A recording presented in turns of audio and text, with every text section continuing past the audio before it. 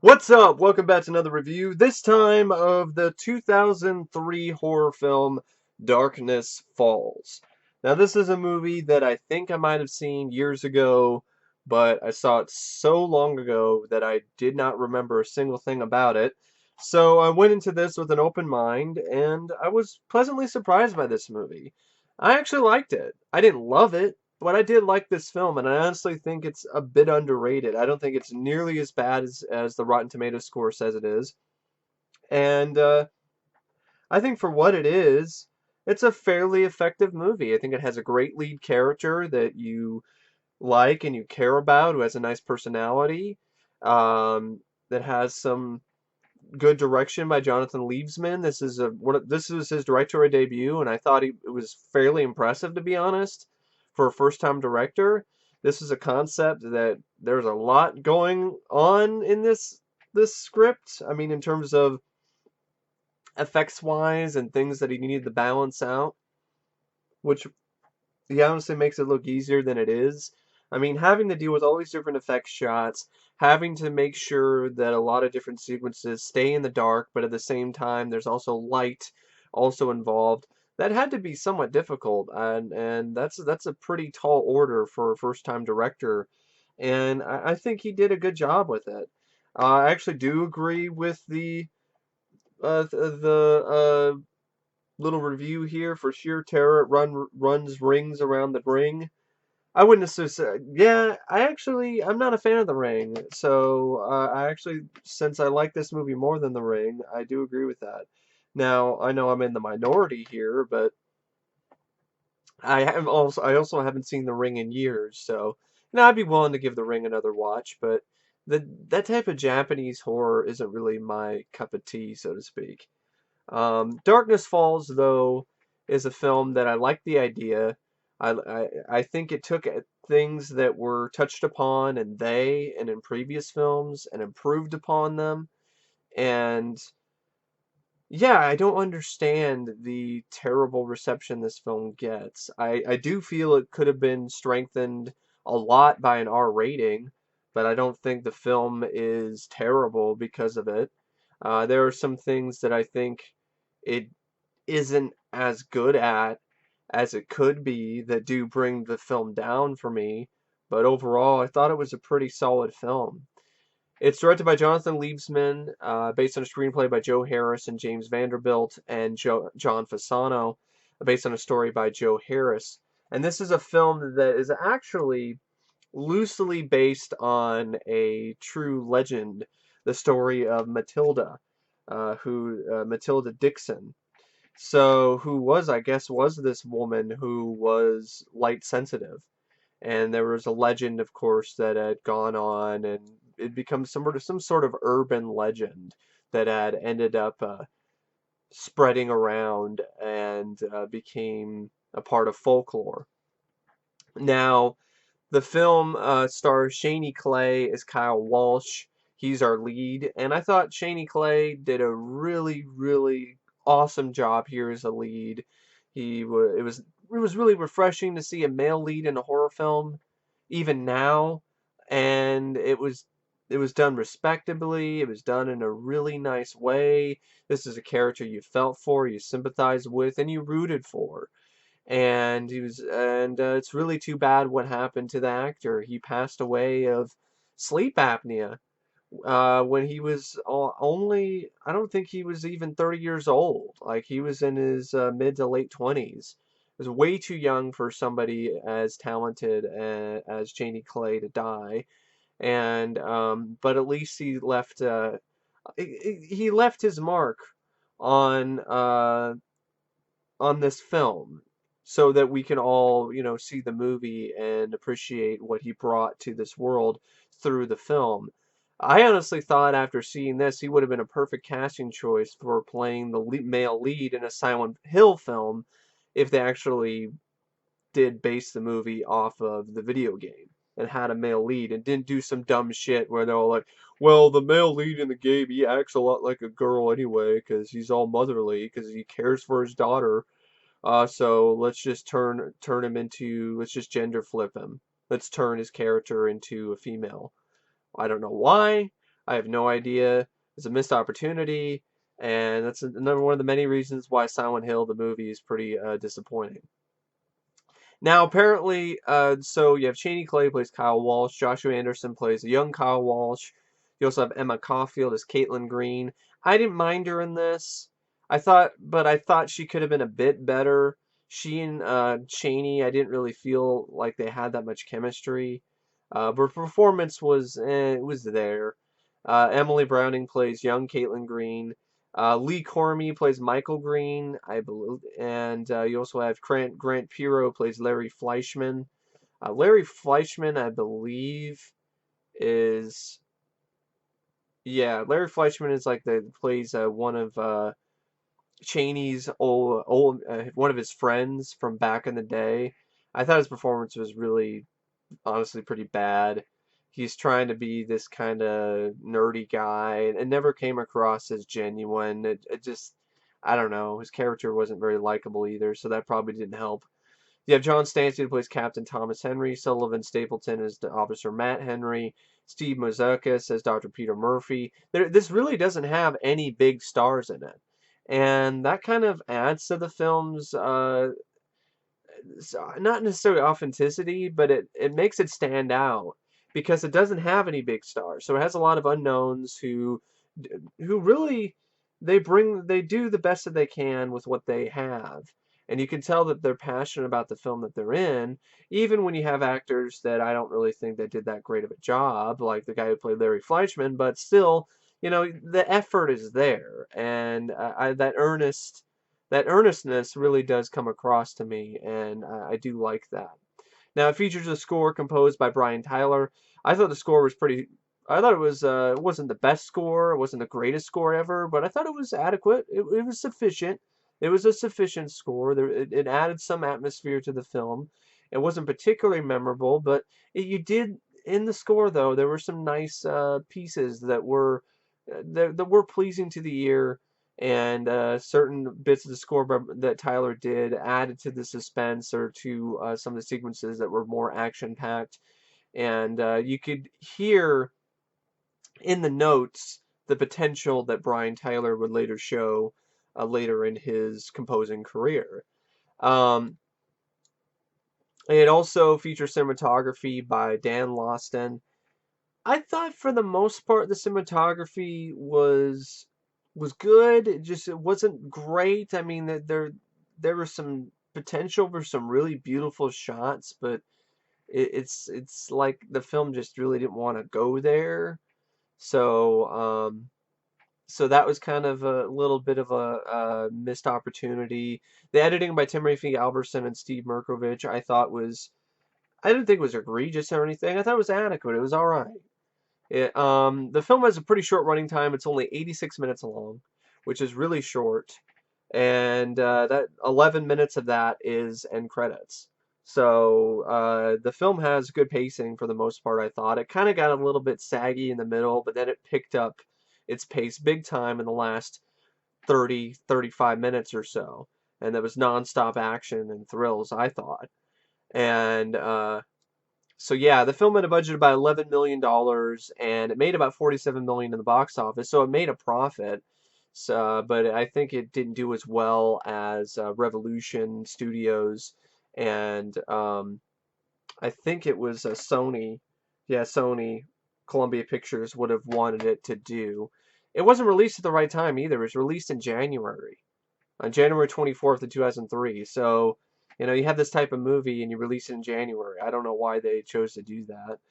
And it is PG-13, but there still was an edge to it, I thought.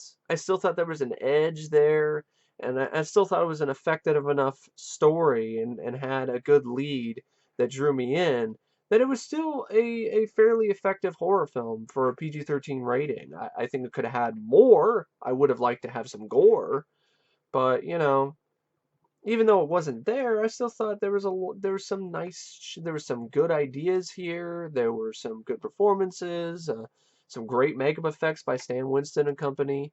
And apparently, the original the design of the Tooth Fairy was completely different than the design that you saw in the film. There was a design by Steve Wang, which looked a lot more, it looked more like a angel of death, and it had wings. And apparently that design ended up getting dropped later, like almost at the last minute. The studio was not satisfied by this creature. It only showed up during the final act of the film, so they brought Stan Winston in to create a new Tooth Fairy that would be seen throughout the movie. And the original design by Steve Wang, it bears no resemblance to the new version, although it is the basis for the McFarlane Toys figure released in 2002. So you do get a pretty good look at what the design looks like, and I've seen pictures of it, and I think it's pretty cool. Um, I wouldn't have really had a problem with that design, but apparently the studio wanted more of the Tooth Fairy, which I guess is understandable because it is actually a pretty cool character.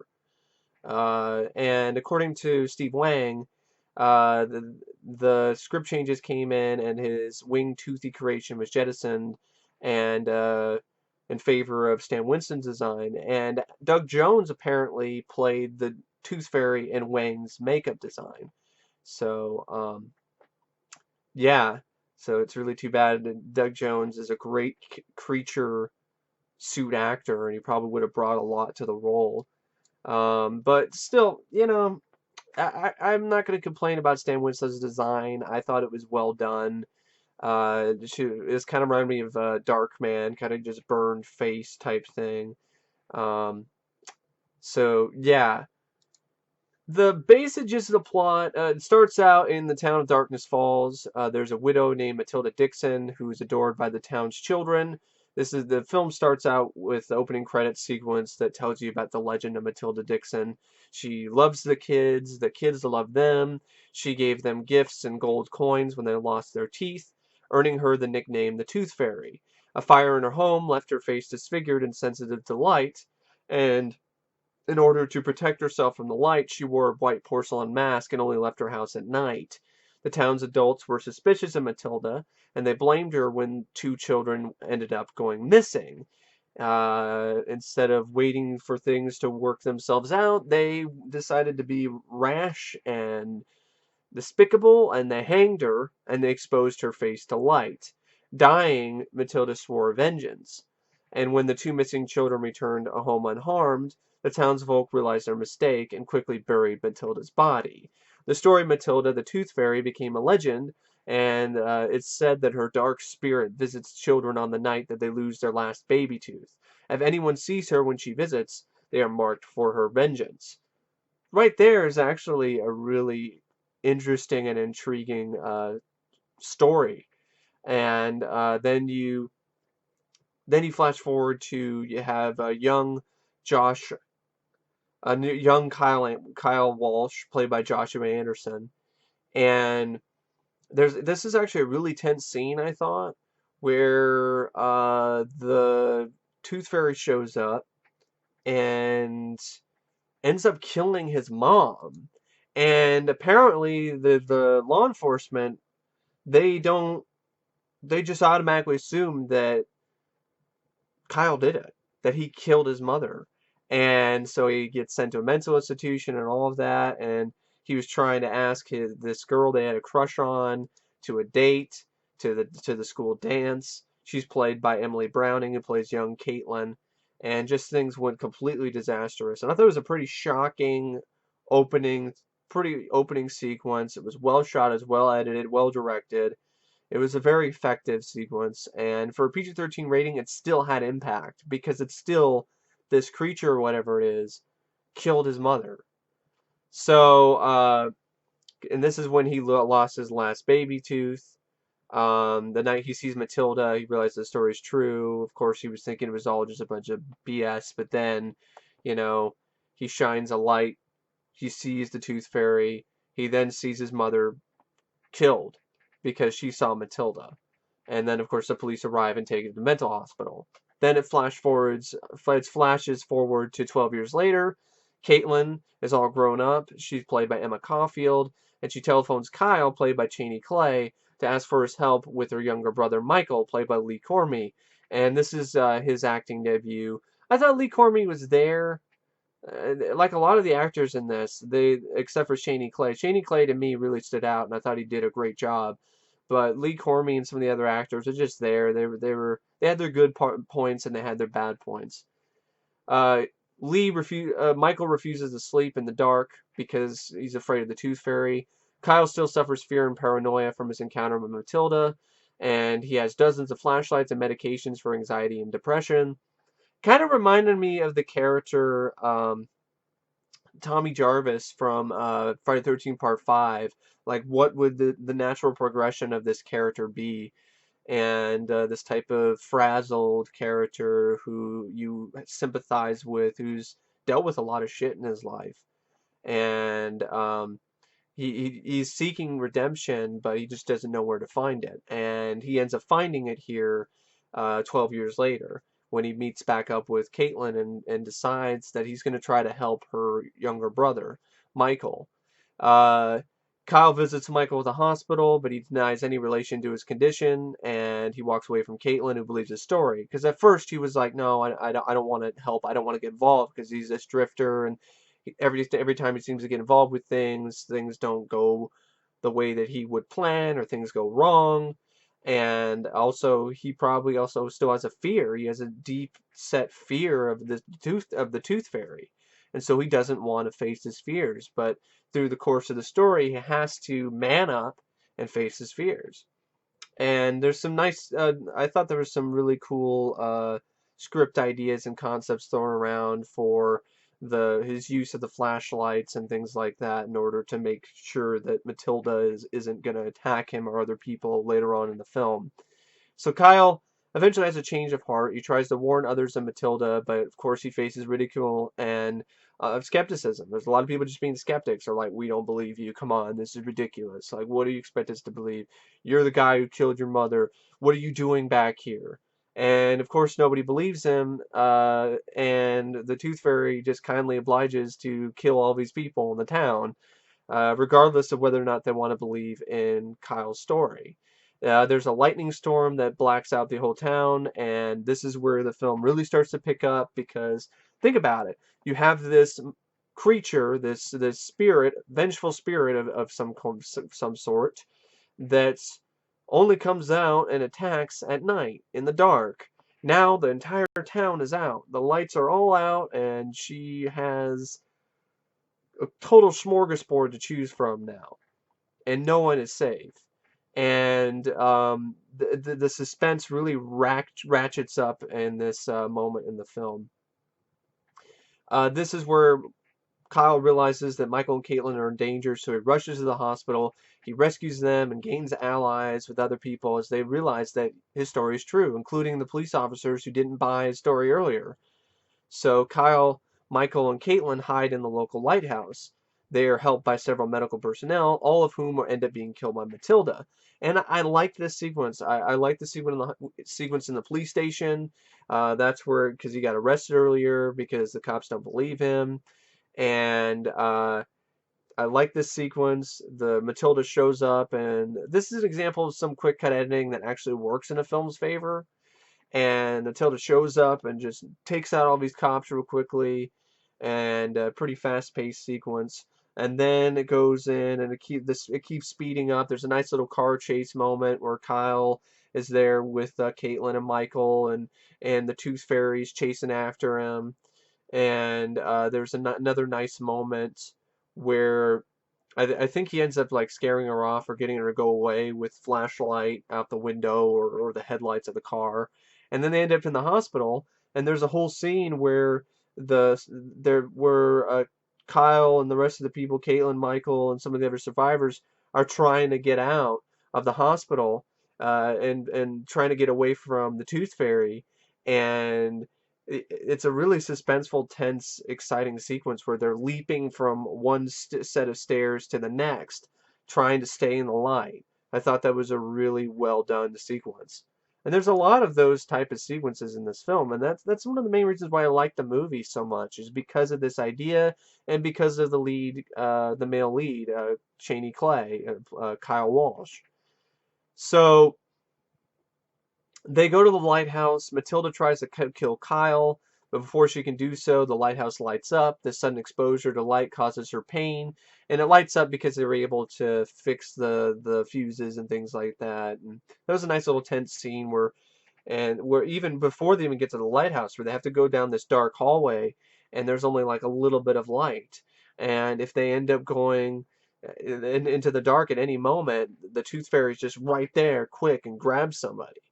And I know some people complained about how it was just this kind of body count thing where these random people we didn't really know started getting picked off. Well, that's kind of how it is in these type of movies. And it didn't really bother me. It just added to the menace. It made the Tooth Fairy actually scary and a presence that was to be feared because she's so fast and so quick. It's just the moment you get in the dark and you're screwed. I mean, just one little step into the dark, out of the light, boom, you're dead. I mean, that makes these sequences very tense and suspenseful because you got to stay in the light. And I'd have to say this is one of the best films that I've seen. I think it is the best movie that I've seen that deals with this particular concept where you have to stay in the light, otherwise you're going to die. You're screwed. You're going to get fucked. Um, and it's not going to be, you're not going to enjoy it. So anyway, they go to the lighthouse. The lighthouse lights up. They manage to get the lights to go up. It messes up, causes a severe pain to Matilda. She drops her mask. It shatters on the ground below, and it's actually a pretty well shot sequence as it shatters in slow motion.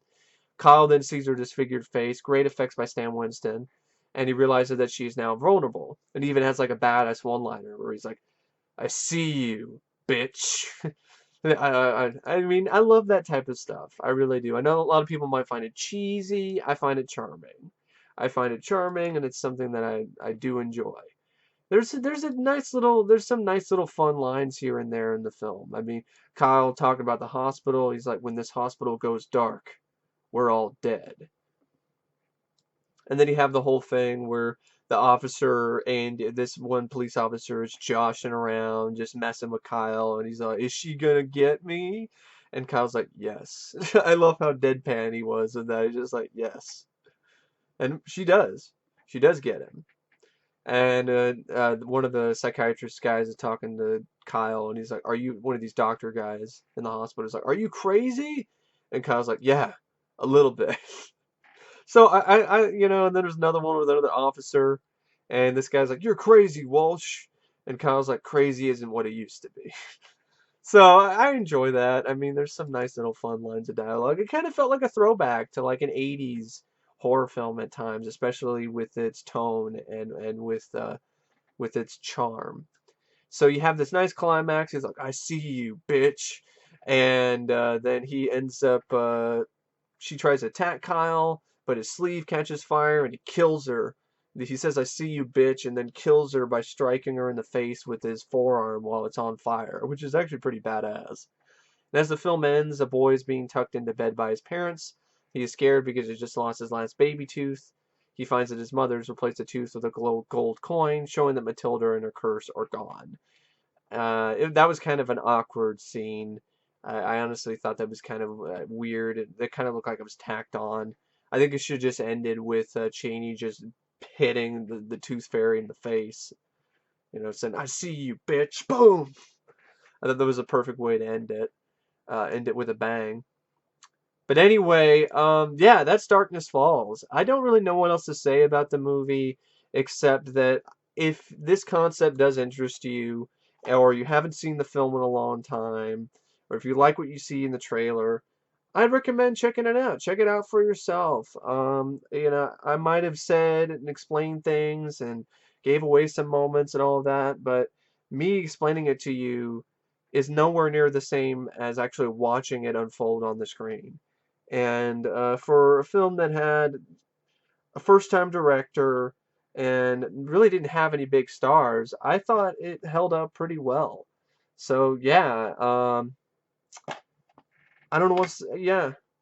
I guess all that's left to say is my rating for the film, and I think there's just a few things, some pacing issues in the middle a bit. It kind of sags a bit. Um, None of the other characters are really that likable or really memorable or have performances that are really great by the actors or the actresses other than Chaney Kley, so that kind of brings it down a bit. The guy who plays the friend, who's kind of just he's kind of an annoying nerdy douchebag guy. I didn't really care for the guy, Grant Piro. Um, but it has a cool concept. It does have its fair share of suspenseful moments. So it's effective enough. It's an effective film. I would say it's an above average film. So that's why I would give it 3.5 out of 5 stars. It's not a 4-star flick to me because it's not a great film. It's not. I would say it's a good movie. It's all right. I mean, all right.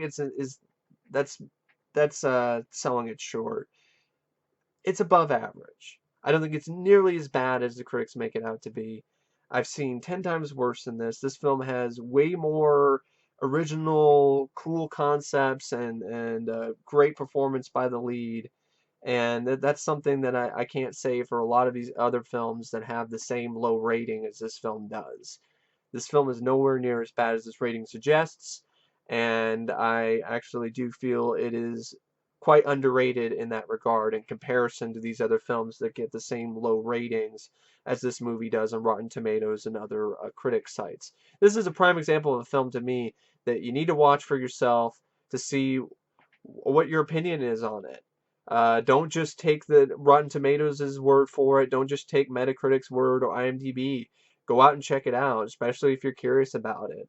And I checked this out because a good friend of mine enjoyed it. He liked the film, and I did find the concept interesting, and so I checked it out for myself, and I ended up liking the film. So yeah, thanks for watching my review of Darkness Falls, and as always, I will see you guys later. See ya.